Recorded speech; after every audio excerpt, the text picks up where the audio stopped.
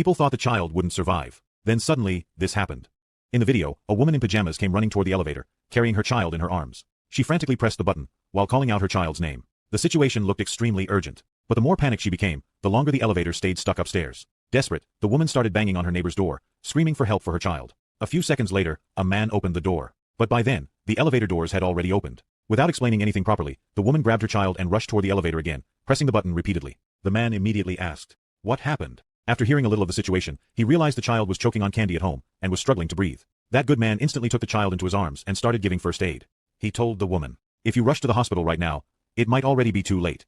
He explained that the child's face had already started turning pale, and if they got stuck in traffic, reaching the hospital would take far too long. The woman realized he was right, and placed all her hope in that man. At that moment, in the entire hallway, there was only one thing everyone could see. That man breathing heavily, doing everything he could to save the child. Unfortunately, the candy was stuck very tightly. No matter what he tried, he just couldn't get it out. The already terrified mother completely broke down. She started screaming, "Please save my child, or take him to the hospital." At that moment, the man's mind went blank. Seeing the child struggling to breathe, his brain started racing faster and faster. And suddenly, he remembered something. There was an extra medical suction device in his house. He quickly told his wife to run inside the room and bring it immediately. Then, he carefully laid the child in the mother's lap, and placed the device against the child's mouth. Instantly, click. The candy stuck inside the child's mouth was sucked right out. The child was finally out of danger, and everyone's heart finally settled down. Only then did they realize how exhausted that man had become. Sometimes, heroes don't wear capes. If you were in that man's place, what would you have done?